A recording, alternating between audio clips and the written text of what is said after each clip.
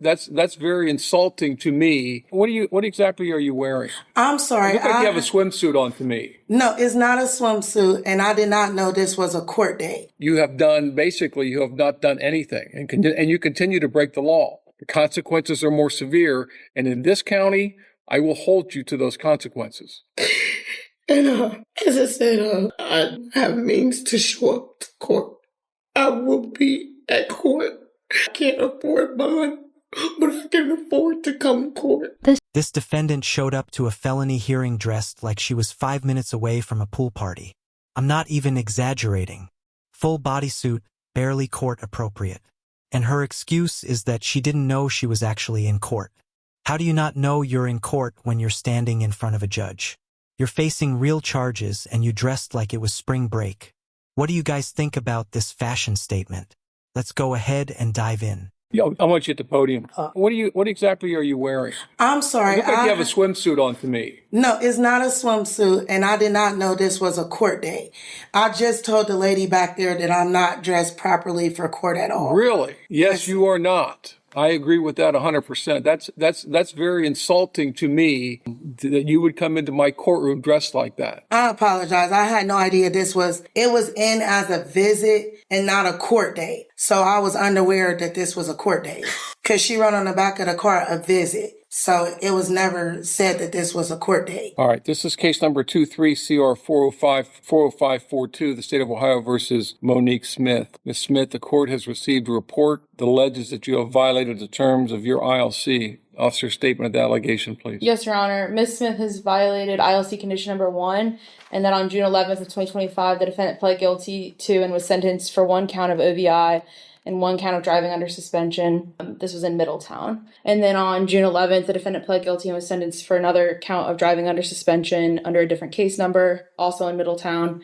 On December 10th, 2024, the defendant pled guilty to and was sentenced for 1 count of driving under suspension, or under an OVI suspension under a case in Middletown. And on July 12th, 2024, the defendant pled guilty to and was sentenced for 1 count of driving under suspension. As well as ILC condition number 8, the defendant has failed to inform her probation officer of law enforcement contact after picking up a new OVI charge and another traffic offense on March 24th of 2025.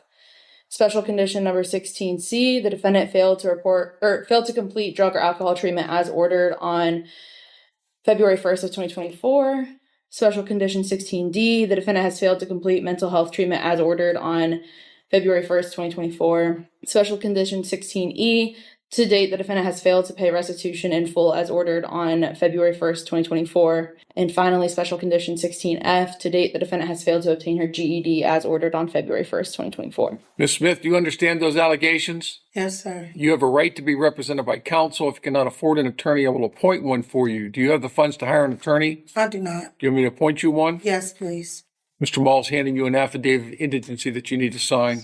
Okay. Why is she not in custody? Your Honor, Ms. Smith, despite her noncompliance with court orders, she has continued to drug test negative, and she has appeared for order to reports after they were issued. All right, the court will find that you're indigent for the purposes of retaining counsel. The court will appoint attorney Roger Bouchard to represent you in this matter. Court finds that there's probable cause you have violated the terms of your ILC, and this matter is going to be set for final hearing. Ms. Smith, I don't know what you expect. Looking at your record, this is your first contact with the court, but I'm not sure what you've expected or what you have done in other courtrooms, but this is very different. I'm going to hold you to what I ordered you to do. Yes, so sir. you owe significant amount in restitution. It's $11,433. You have been on ILC for over a year. You have not done anything, and you continue to break the law. She's been on intervention for over a year, owes $11,000, and hasn't handled any of it. Not payments, not paperwork, nothing, but somehow she had time to put that outfit together. The judge isn't mad about fashion, he's mad that she's been treating his orders like background noise this entire time. The next time you better have a solid plan in place or you are going into custody. Do you understand me? Yes. You owe $11,000 to the victim in this case. You don't seem to care that I've ordered you to do things. You come to court dressed very inappropriately. And I'm telling you right now, I don't know what your contact with the court has been in the past, but it's going to be different when you come in here to see me again. Do you understand me? Yes. Because the next time I see you, if you haven't done something, you are going into custody. Are we clear? Yes, sir. All right, that's all. This is, you step to the podium, please. This is case number 25CR42474, the state of Ohio versus Michaela Wells. Ms. Wells is before the court with her counsel, Mr. Niehaus, Ms. Tranter, on behalf of the state of Ohio. First off, Mr. Niehaus, with regard to your motion for intervention of conviction, the court is going to deny that motion. Ms. Tranter.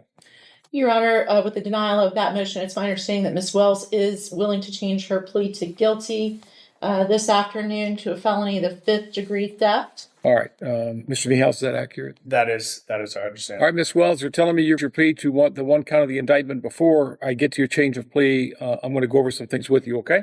Yes. How old are you? 18. How far did you go in school? I graduated. So you can read and write? Yes. Are you a citizen of the United States? Yes. Has anyone promised you how the court would sentence you in this case?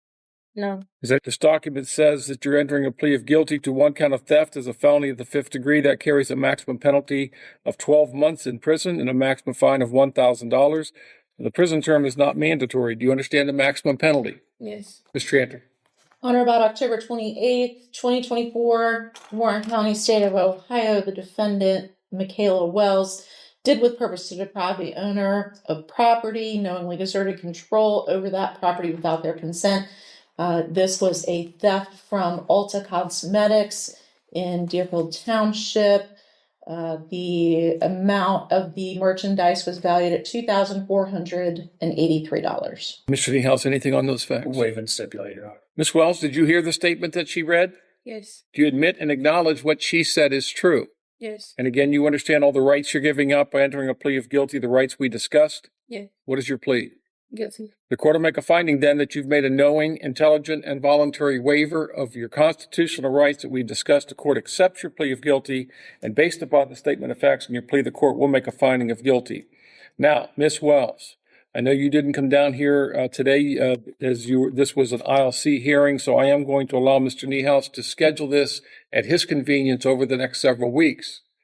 Now, just so that we're clear, you are 18 years old. You have theft charges pending in Butler County, Yes. Cuyahoga County. You're on probation in several counties for theft offenses. This is not a good start to your life, adult life, I should say, is it? No. So either you stop stealing or you're going to spend the rest of your life in and out of jail. And I don't know how to get through to you. I appreciate the fact that you were here on time. In fact, you were here early today. I told you last time you needed to be more respectful with regard to that, and you responded. But then you tested positive for marijuana, which I told you were not allowed to use as a condition of your bond. Now, between the time between the time of now and the time that you come back for sentencing, there's a couple of things that I would recommend to you if you don't want to go to jail. Because quite frankly, I don't like people to come into my county and steal from other people. Have you ever had something stolen from you? She's been on intervention for over a year, owes $11,000 and hasn't handled any of it. Not payments, not paperwork, nothing. But somehow she had time to put that outfit together. The judge isn't mad about fashion. He's mad that she's been treating his orders like background noise this entire time. It's not a very pleasant thing. Something that you own, that you've worked for, that earned, is taken from you by someone who did not earn it. That's very to me. So, there's several $1,000s in restitution that's owed. If I were you and I didn't want to go into custody, I would do everything I could to get that restitution paid in full before I came back. And I'd stop smoking marijuana because the judge told me I wasn't allowed to do it. That's just me. You can make your choices. You're now an adult. But when you make bad choices, you understand there are consequences. We clear on this? Yes. All right. I'm just giving you some advice to maybe keep you from going into custody because, quite frankly, at this point in time of your life, you're not in juvenile court anymore. The consequences are more severe. And in this county, I will hold you to those consequences, okay? I don't know what your experience is in Cuyahoga County where I don't know if they forget about you or what. I'm not going to forget, okay? Yes. All right, do what you got to do. I'll see you in a few weeks. Mm-hmm. Thank you, Your Honor. Thank you, sir. Case number 22CR39959, the state of Ohio versus Stephanie Hose. Ms. Hose before the court with her attorney, Mr. Swift. Ms. Tranter on behalf of the state of Ohio. Ms. Tranter. Your Honor, it's my understanding Ms. Hose is going to be changing her plea this morning to count one of the indictment, felony of the forgery, felony of the 5th degree. State will ask for dismissal of count 2. Mr. Swift, is that accurate? That's correct, Your Honor. Ms. Hose, you're telling me you're going to change your plea to the one count of the indictment. Before I get to your change of plea, I am required to go over some things with you, okay? Yes, sir. How old are you? I am 33 years old. How far did you go in school? I got to the ninth grade. Can you read and write? Yes, sir. Are you in the United States? Yes, sir. Has anyone promised you how the court would sentence you in this case? No, sir. This document says you're entering a plea of guilty to one count of forgery as a felony of the 5th degree. That carries a maximum penalty of 12 months in prison and a maximum fine of $2,500. Do you understand the maximum penalty? Yes. Your Honor, in addition to the facts alleged in the indictment, this offense occurred November the 17th of 2022, Warren County, state of Ohio. On that date, the defendant, Ms. Hosa, did attempt to make a withdrawal from the victim's Fifth Third bank account using a fraudulent withdrawal slip and a stolen identification card. Mr. Swift, anything on those facts? Nothing. Ms. Hose, did you hear the statement that was read? Yes, sir. Do you admit and acknowledge what she said is true? Yes, sir. And again, you understand all the rights you're giving up by entering a plea of guilty, those rights we discussed? Yes, sir. What is your plea? Guilty. Court will make a finding then that you've made a knowing, intelligent, and voluntary waiver of your constitutional rights that we've discussed. The court will accept your plea of guilty, and based upon the statement of facts in your plea, the court will make a finding of guilty. I'm going to order a pre-sentence investigation, Ms. Hose. We'll come back in a few weeks and do sentencing at that time. Your Honor, can we be heard on bond? Sure. I think Ms. Hose has some extenuating circumstances going on with her right now. I'll let her explain to the court why she didn't show up last April, what her current situation is, and she also just had a 2-month-old child. So, why you didn't show up first? Okay, first, why I didn't show up. I lost my job. I lost everything. So I didn't have no means of transportation. So that was why I didn't show. That's why I wasn't able to show up. That has changed. I do receive Social Security. I receive $943 a month. I recently just received one of my checks. I get paid the 25th of every. Watching the judge try to explain responsibility to her felt exhausting. She's 18 and already bouncing between counties with charges. At some point, this stops being young and dumb and starts being a pattern. Adult court isn't high school detention. You don't get a warning in a pep talk every time. And what else was it? Working in your housing. Oh, yes, I was. I was approved for housing. So right now I am supposed to looking for housing, a 2-bedroom for my 2-month-old daughter. I am currently fighting for custody for her in Hamilton County in court. I was also last year before, I tested positive for HIV. And I do have health issues, which I'm not receiving proper medication for because the jail does not give those medication. And also my vital loads have to be checked every I have doctors with in Hogsworth. And as I said, I have means to show up to court. I will be at court. I can't afford bond, but I can afford to come to court. I can pay for transportation. I can do that, but I don't want them to take permanent custody right now. I've been granted visitation 10:30 to 2:30 every Friday. I have my CPS worker's number. She let me know that if I were to get out today, then I can go see my daughter Friday.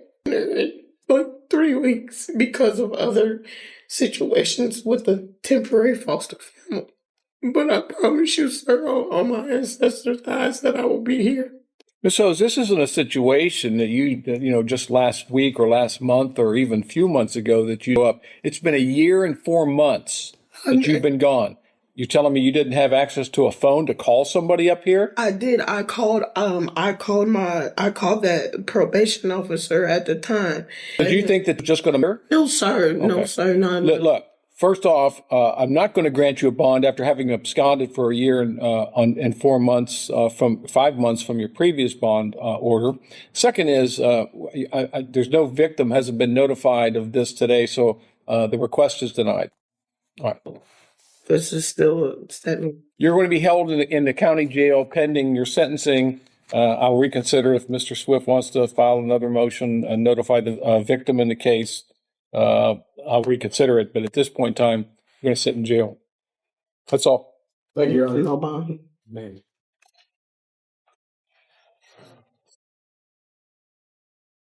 Then she starts talking about her income schedule. Like that fixes being gone for 16 months. Knowing when your paycheck hits doesn't help when you ignore a warrant. If she can track deposits, she can easily track a court date. The priorities are just backwards. Clip 5. This whole thing felt like someone who still thinks court is optional. The outfit, the excuses, the I didn't know routine. None of that works when you're standing in front of a judge with the file that thick. Court isn't a vibe check, it's consequences. Which part was worse, the outfit or the excuses? Let me know down below. Thanks so much for watching. Don't forget to like and subscribe, and I'll catch you in the next.